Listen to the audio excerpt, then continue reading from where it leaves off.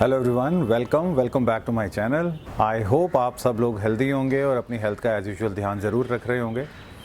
So guys, Feb almost ख़त्म होने वाला है एंड मार्च पर स्टार्ट होने को ही है।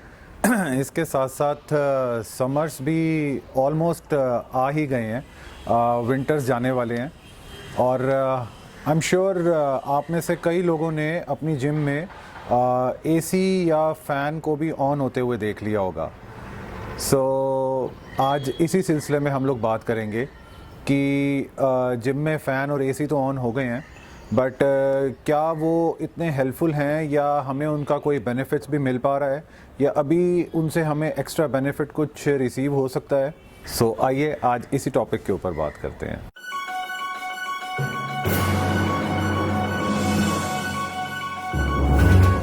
आई एम श्योर गाइज, आप लोगों ने अपनी जिम में कुछ ना कुछ ऐसे एथलीट्स को ज़रूर देखा होगा जो कि बिल्कुल शाहरुख खान स्टाइल में फ़ैन या एसी के आगे जा कर के खड़े हो जाते हैं। द मोमेंट वो अपना फर्स्ट सेट मारते हैं और बीच में रेस्ट पीरियड का टाइम आता है, रेस्ट पीरियड को वो रियली का रेस्ट मान लेते हैं और फ़ैन के आगे जा कर के काफ़ी देर तक खड़े रहते हैं और कूल डाउन होने की कोशिश करते हैं, जैसे कि ये एथलीट आपको नज़र आ रहे होंगे। सो गाइज़, इसी बारे में मैंने मेरे एक बहुत अच्छे फ्रेंड जो कि एक प्रोफेशनल ट्रेनर भी हैं, मिस्टर दीपेश मनचंदा, उनसे बात की एंड उनका व्यू जानने की कोशिश की। इसके अलावा मैंने कुछ और लोग जो कि मेरे जिम में ही वर्कआउट भी करते हैं, उनसे भी उनका व्यू जानने की कोशिश की। नेक्स्ट मैं आप लोगों को उनके व्यूज़ दिखाऊंगा और लास्ट में मैं आप लोगों के साथ में मेरा खुद का पर्सनल व्यू जो भी है वो आप लोगों के साथ शेयर करूँगा। इसके अलावा गाइज़, आप लोगों के भी जो कमेंट्स हों या आप लोगों के भी जो व्यूज़ हों वो ज़रूर कमेंट बॉक्स में लिखिए। हो सकता है कि कोई चीज़ इसी बहाने हम सब लोगों को सीखने को मिल जाए। So let's see this guys. Hi guys, my name is Chandra. मैं पिछले 1-2 साल से वर्कआउट कर रहा हूँ, तो मुझे लगता है कि वर्कआउट करते हुए फैन के सामने नहीं खड़ा होना चाहिए, क्योंकि हमारी बॉडी में टेम्परेचर डिफरेंस आ जाता है, जिसकी वजह से मसल ग्रो नहीं हो सकती। चाहे आप वर्कआउट के रेस्ट के बीच में आप थोड़ा बहुत फैन के अंडर खड़े हो सकते हो, वैसे मुझे लगता है कि फैन के सामने नहीं खड़ा होना चाहिए एक्सरसाइज करते हुए। Hi guys, I'm Sachin Tyagi. I'm very health conscious. I'm running. I used to go to the park and I used to run for 5 to 10 kilometers in a day. As all of you know, during running we sweat a lot. After that, to tone my body, I used to come in a gym. There I do the little bit of cardio works and I sweat a lot. ठीक है, during sweating itself our body will cool down क्योंकि sweat works as a coolant for the body. But it's always advisable to everyone, please don't stand in front of fans, ACs during heavy sweating, or have you done the heavy workouts and you will stand in front of fans and coolers and ACs to cool down your body, because पुराने ज़माने से हमारे पूर्वज यही advisable करते हैं कि बेटा गरम सर्द जल्दी होता है। And also during the weather changes, you peoples know many of the people are suffering from snoozing, coughing and all this.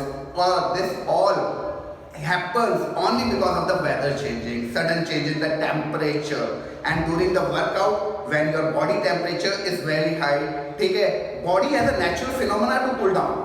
You don't have to stand in front of the fan, coolers, AC to cool down your body.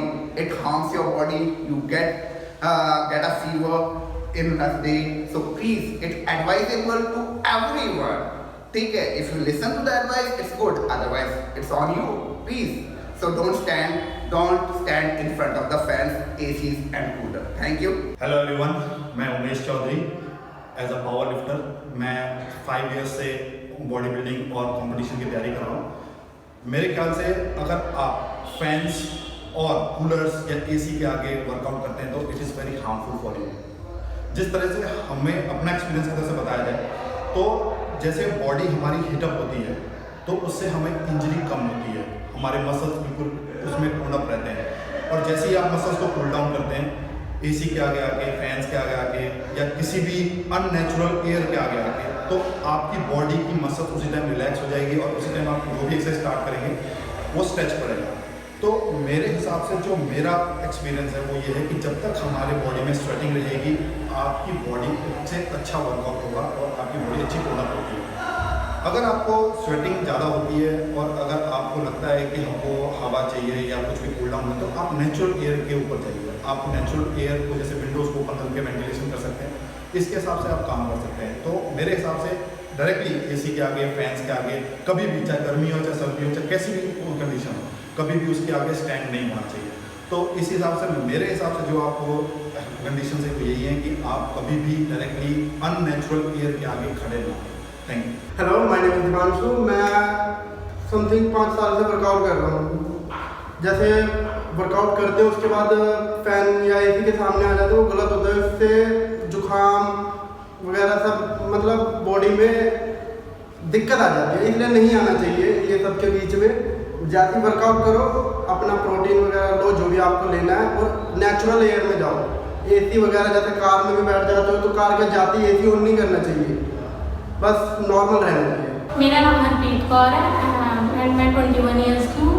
मतलब जैसे हम workout करने के बाद fan AC के नीचे बैठ जाते हैं, वो गलत है, क्योंकि इससे हमारी बॉडी का टेम्परेचर हाई हो जाता है, हमें जुकाम हो जाता है और सर दर्द हो जाता है। इसलिए हमें वर्कआउट करने के बाद फैन एसी के नीचे नहीं बैठना चाहिए, नॉर्मल एयर में बैठना चाहिए। नमस्ते, मेरा नाम डॉक्टर राधिका महाजन है। पिछले 10 सालों से मैं फिटनेस को काफ़ी फॉलो कर रही हूँ। काफ़ी वेरियस टाइप्स ऑफ वर्कआउट्स हम लोग करते हैं, weight training, cross training and then functional training as well, अपनी स्ट्रेंथ और अपने स्टैमिना को बढ़ाने के लिए। एक बहुत छोटा सा टिप है और एक बहुत रेलेवेंट क्वेश्चन काफ़ी लोग पूछते हैं कि जब हम वर्कआउट करते हैं तो क्या हमें फ़ैन के आगे या एसी के आगे मुझे खड़ा हो जाना चाहिए जब हमें बहुत सफोकेटेड फील होता है। तो एज अ रिचुअल हमें नहीं करना चाहिए। ये एक रॉन्ग प्रैक्टिस है, डेफिनेटली एक रॉन्ग प्रैक्टिस है, क्योंकि इस प्रैक्टिस को जब हम करते हैं तो जॉनसन पोर्शंस में हमारे हवा लगती है और ऑलरेडी स्वेट हुआ होता है, वो पोर्शंस हमारे पेन होना स्टार्ट हो जाता है। हम यूजुअली जिसको कहते हैं गरम सर्द होना चाहिए। मतलब आई वुड नॉट से कि मैं ये नहीं करती, मैं भी ये कभी कभी करती हूँ वर्कआउट्स के बीच में। जब इतना ज़्यादा घुटन होने स्टार्ट हो जाती है और इतनी स्वेट होनी स्टार्ट हो जाती है तो कभी कभी फ़ैन की हवा ले लेते हैं, बट इमीडिएटली वो माइंड ट्रिगर करता है कि नहीं, ये चीज़ गलत है। सो या तो उस स्पेस से मूव आउट कर जाओ या किसी खुली हवा में 1 मिनट के लिए चले जाओ। ऑल्सो जब आप वर्कआउट ख़त्म कर लें तो प्लीज़ इंश्योर, भले गर्मी हो सर्दी हो, इमीडिएट बाहर ना जाएं। कोई नॉर्मल सा लेयरिंग आपको ज़रूर पहननी चाहिए। छोटी छोटी टिप्स हैं, बहुत काम आती हैं अगर आपने वर्कआउट्स में लंबा चलना है। Thank you. मेरा नाम है सुमित बावा। मेरे को हो गए हैं लगभग 20 से 22 साल ऑन एंड ऑफ जिम के अंदर एक्सरसाइज करते हुए, आप देख सकते हैं। क्वेश्चन ये है कि क्या जिम करते टाइम हमारे को पंखे के आगे या एसी के आगे डायरेक्ट जाने की ज़रूरत है, और अगर है कैसा, क्या मेरा क्या विचार है उसके बारे में। तो मैं कहूँगा कि I always avoid going in front of fan और डायरेक्ट एसी की जो हवा आती है उसके सामने जाने में मैं बिल्कुल उसको इग्नोर करता हूँ, उसको हमेशा अवॉइड करता हूँ। रीज़न उसका सिंपल ये है कि जब आप एक्सरसाइज करते हैं आपकी बॉडी हीटअप होती है, और जैसे ही आप पंखे की हवा के आगे चाहे या फिर एसी की हवा के आगे जाते हैं, एकदम से बॉडी का टेम्परेचर डाउन होता है, और वो आपकी बॉडी के लिए बहुत ज़्यादा हार्मफुल है, आपकी हेल्थ के लिए बहुत हार्मफुल है। एक छोटा सा एग्जांपल, बच्चे नीचे खेलने जाते हैं, जैसे ही ऊपर आते हैं हम सबसे पहली चीज़ उन्हें ये बोलते हैं कि आराम से बैठ जाओ, पंखे के नीचे मत जाओ, पानी मत पियो। क्यों बोलते हैं? इसीलिए बोलते हैं क्योंकि बॉडी का टेम्परेचर एकदम से अप एंड डाउन नहीं होना चाहिए। जब हम बच्चों को मना करते हैं तो हम अपनी हेल्थ के साथ जिम के अंदर क्यों खिलवाड़ करते हैं। तो ये था मेरा अपना point of view about this topic. आपको कैसा लगा कैसा नहीं लगा वो आप मनप्रीत के चैनल पे नीचे कमेंट करके बता सकते हैं। मेरा नाम सुमित बावा, साइनिंग इट आउट। हेलो, मेरा नाम कुणाल है। मैं पिछले 4 साल से वर्कआउट कर रहा हूँ, और आज मैं डिस्कस करना चाहता हूँ कि हम जब वर्कआउट करते हैं तो फ़ैन यूज़ करना चाहिए कि नहीं। अगर देखा जाए तो करना चाहिए, क्योंकि इससे हमारा जो स्वेट होता है, जैसे हमारी बॉडी जो है वो स्वेट रिलीज़ करती है बॉडी कूल डाउन के लिए। बट ये मिथ बन रखी है कि हमें फ़ैन यूज़ नहीं करना चाहिए या एयर कंडीशनर नहीं चलाना चाहिए। But according to Sports Authority of India और WHO के कहने के मुताबिक हमें बिल्कुल वेंटिलेटेड और फैन फ्लोइंग वर्कआउट करना चाहिए। और साथ में जैसे लोग कहते हैं कि हमें नहीं करना चाहिए, बट इट इज़ नेसेसरी कि हमें यूज़ करना चाहिए, जिससे कि हमारी बॉडी कूल डाउन हो। अगर हम नहीं करते तो फिर हमें प्रॉब्लम ये होती है कि हम अपना बेस्ट नहीं दे पाते और फिर हमें थोड़ा सा हल्का सा फील करता है, जैसे कि हम प्री ऑप्टिमम अपना रिजल्ट नहीं दे पाते। That's it. Hi guys, this is Dipesh Manchanda and I'm a certified trainer and certified nutritionist। तो गाइज मेरा मेन जो मोटिव है वीडियो बनाने का वो यही है कि अभी गर्मियां आ रही हैं और तो बहुत लोगों के मन में क्वेश्चन होगा, एक डाउट होगा कि अगर हम फैन बंद करके या एसी बंद करके वर्कआउट करेंगे तो बहुत अच्छा वर्कआउट होगा। क्यों? क्योंकि पसीना ज्यादा निकलेगा, स्वेटिंग ज्यादा होगी।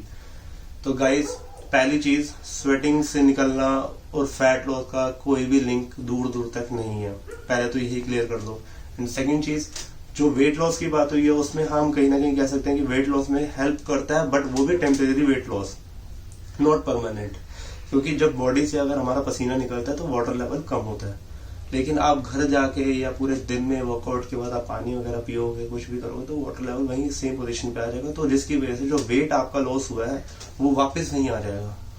तो पहली चीज ये क्लियर कर दूं कि फैट लॉस और स्वेटिंग का कोई भी लिंक नहीं है। सेकेंड, पसीना आता क्यों है? वो इसलिए आता है क्योंकि जब हम वर्कआउट करते हैं तो ड्यूरिंग वर्कआउट हमारी बॉडी एनर्जी एक्सपेंडिचर की तरफ जाती है, जिससे क्या होता है हमारी बॉडी में हीट प्रोड्यूस होती है, उस हीट की वजह से स्वेटिंग निकलती है। तो बाहर से हीट को ऑटोमेटिकली एडजस्ट करके किसी गर्मी में वर्कआउट करना, फैन बंद करके एसी बंद करके वर्कआउट करना, इट्स नॉट अ सोल्यूशन। तो जो बॉडी का जो अच्छा रिस्पॉन्ड करती है 20 degree Celsius to 25 degree Celsius, आप उसमें वर्कआउट करिए, उसमें बॉडी बहुत अच्छा रिस्पॉन्ड करेगी। और जैकेट पहन के एसी बंद करके फैन बंद करके वर्कआउट की तरफ ध्यान मत दीजिए, क्योंकि अल्टीमेटली आप अपनी हेल्थ को अफेक्ट कर रहे हैं। क्यों? क्योंकि आपका स्टेमिना कभी डेवलप नहीं हो पाएगा उस चीज से। तो आप वो चीज मत करिए, अच्छी डाइट लीजिए, प्रॉपर वर्कआउट कीजिए, आपका जो भी गोल है, चाहे वो गेनिंग हो या फैट लॉस हो, वो होगा। अच्छा वर्कआउट सबसे बड़ी चीज है और अच्छी डाइट उससे बड़ी चीज है, तो आप उस पर फोकस करिए। एंड जो लोग, ये भी एक चीज और ऐड करना चाहूंगा, जो लोग सोचते हैं कि जैसे एक सेट किया, पंखे के आगे खड़े हो गए या एसी के आगे खड़े हो गए, वो भी चीज बहुत गलत है। आप ज्यादा भी कूल मत करिए अपनी बॉडी को, या थोड़ा सा हीट खुद भी जनरेट जो बॉडी के अंदर हो रही है आप कूल कर रहे हो, वो चीज भी मत करिए। एक टेम्परेचर के अंदर वर्कआउट करिए और कोशिश यही करिए कि अपनी बॉडी से जब आप पूरा वर्कआउट कर ले उसके 5 मिनट बाद ही आप हवा में निकले, क्योंकि वो भी बहुत चीज है जो अफेक्ट करती है। हो सकता है शायद कोल्ड हो जाए या कोई भी तबीयत खराब हो जाए, उस चीज के लिए मैं बोलना चाहूंगा कि हाँ वो चीज थोड़ी अफेक्ट करती है। तो पूरा वर्कआउट करने के बाद 5 मिनट आप रेस्ट लीजिए, जिम में अपने आप को कूल डाउन कीजिए, उसके बाद आप जिम से बाहर निकलिए। और एसी बंद करके, फैन बंद करके इसके नीचे आप मतलब ये सोच के वर्कआउट मत कीजिए कि आप अगर स्वेट लूज ज्यादा करेंगे तो फैट लॉस ज्यादा होगा। इसमें कोई भी लिंक नहीं है। आप अच्छा वर्कआउट कीजिए और अच्छी डाइट लीजिए, फैट उससे भी लॉस हो जाएगा। Thank you so much. So guys, जैसा कि आपने इन सबको अभी सुना, हर किसी का अपना अपना पर्सनल पॉइंट ऑफ व्यू होता है और वर्कआउट करने का तरीका होता है। ऐसा नहीं है कि मैं इस चीज़ को सपोर्ट नहीं करता कि जिम के अंदर फ़ैन या एसी नहीं होना चाहिए, बिल्कुल होना चाहिए।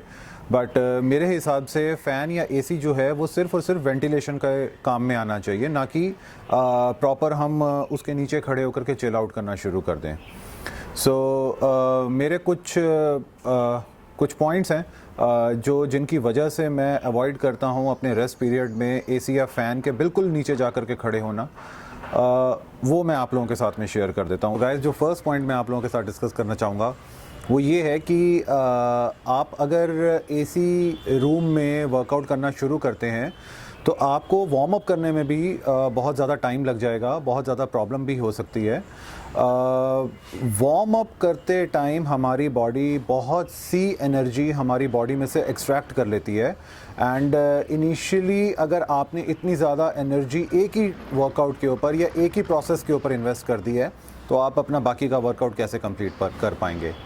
सो मेरा विचार है कि आपको नॉन एसी रूम में ही वार्म अप करना चाहिए या अपना वर्कआउट भी कंप्लीट करना चाहिए। दूसरा बहुत इम्पॉर्टेंट पॉइंट आता है कि हमारे ट्रेनर्स हमको सेट करवा रहे होते हैं एंड सेट करवाते करवाते आप लोग भी थोड़ा सा थक जाते हैं और उसके बाद में आपका भी मन करता है कि हाँ हम बीच में थोड़ा सा गैप दे दें, जिसको रेस्ट पीरियड भी बोला जाता है।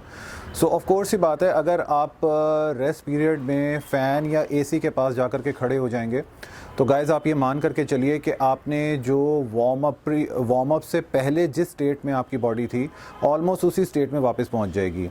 सो आप बार बार एक ही पॉइंट पर वापस जा रहे हैं और दोबारा अपनी बॉडी को वार्म करके यानी कि वर्कआउट करके आप डिफरेंट स्टेज पर लाने की कोशिश कर रहे हैं।